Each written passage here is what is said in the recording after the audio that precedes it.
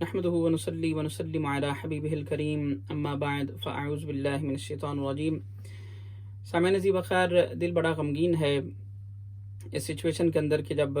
آپ سارے لوگ یہ جانتے ہیں کہ پورے یو کے اور یورپ میں مساجد کو جو ہے وہ ان کا لاک ڈاؤن کیا جا رہا ہے، سروسز کو سسپینڈ کیا جا رہا ہے۔ اسی اثناء میں لیڈز کے اندر بھی مساجد تقریباً ساری ہی بند ہیں، اور ہم نے پارشلی کچھ معاملات جاری رکھے تھے، مگر اس کو پراپر طور پہ جو ہے وہ اس کو جو ہے وہ اب بند کر دیا گیا ہے۔ تو اب واحد جو ذریعہ ہے وہ سوشل میڈیا ہی ہے، تو میرا دل تھا کہ اس بارے میں چند باتیں آپ کے سامنے رکھی جائیں۔ صاحبوں، میری مائیں اور بہنیں بھی ساتھ سن رہی ہیں، ظاہر بھائی احباب بھی سن رہے ہیں، آپ سبھی لوگوں سے التماس یہ ہے کہ یقینی طور پر یہ قیامت کی نشانیوں میں سے ایک نشانی ہے کہ آپ دیکھیں کہ حرمین شریفین جو اتنے مقدس مقامات ہیں جہاں سے لوگوں کو شفا بانٹی جاتی تھی، جہاں سے شفا ملتی تھی لوگوں کو، اور جہاں پر آب زمزم شریف ہے، بہت سارے ایسے مقامات ہیں جہاں پر اللہ تعالیٰ نے شفا کا وعدہ فرمایا، حضور علیہ السلام نے حدیث میں جن کا ذکر کیا ہے، آج وہ سارے ہماری رسائی سے باہر ہیں، اور پھر آج مساجد موجود ہیں، ائمہ کرام موجود ہیں، ہم پڑھنے والے موجود ہیں، مگر ہمیں جو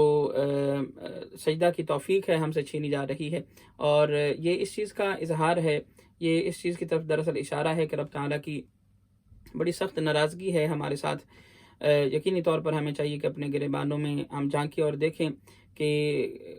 کون سے ایسے معاملات ہیں کہ جن کو ہمیں ریویو کرنا ضروری ہے، جن کی طرف ہمیں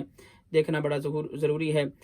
میں اکثر ساتھیوں سے یہ کہتا ہوں کہ اللہ کی ناراضگی کیوں نہ ہو کہ حرام کا پیسہ ہماری جیبوں میں ہوتا ہے، اس کے باوجود ہم نماز پڑھنے آ جاتے ہیں، ہم اپنے آپ کو سر بسجود کرتے ہیں۔ تو ساتھیوں، رب تعالیٰ بڑا کریم ہے، بڑا رحیم ہے، رب تعالیٰ کے سامنے سر بسجود ہوا جائے، اپنے گناہوں سے توبہ کی جائے، اور جس طرح قرآن میں رب تعالیٰ نے فرمایا ہے اور محدثین فقہا نے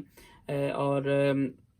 مفسرین نے اس پر بحث کی ہے کہ توبۃ نصوحہ کی جائے۔ رب تعالیٰ بھی کلام پاک میں ارشاد فرماتا ہے، یعنی توبۃ نصوحہ یہ ہے کہ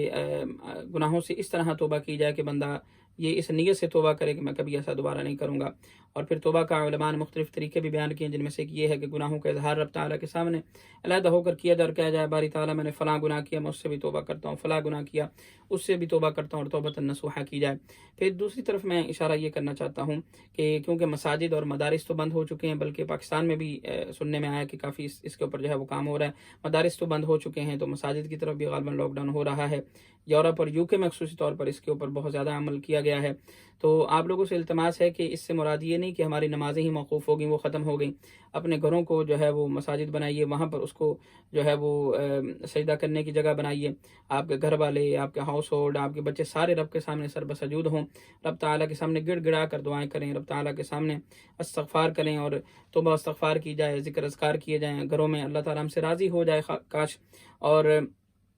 یقیناً میرا کلیجہ منہ کو آتا ہے کیونکہ رمضان کا معاملہ بڑا قریب ہے، اور جو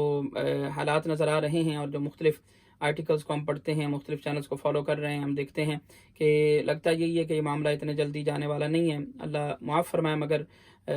دعا تو یہی ہے کہ اللہ تعالیٰ کاش ہم پر فضل فرمائے اور چند دنوں میں ہی یہ معاملہ صحیح ہو جائے۔ لیکن لگتا یہ ہے کہ اس کے اندر شاید جو ہے وہ طوالت آئے گی، تو یقینی طور پر جو ہے بڑا میں افسردہ ہوں اس چیز پر کہ ماہ رمضان بھی بڑا قریب ہے، پھر جو تراویحوں کا ایک ٹیسٹ ہے، جو روزوں کا رمضان شریف کے روزوں کا ایک ٹیسٹ ہے، پھر سحری و افطاری کا ایک ٹیسٹ ہے، پھر رب تعالیٰ کے سامنے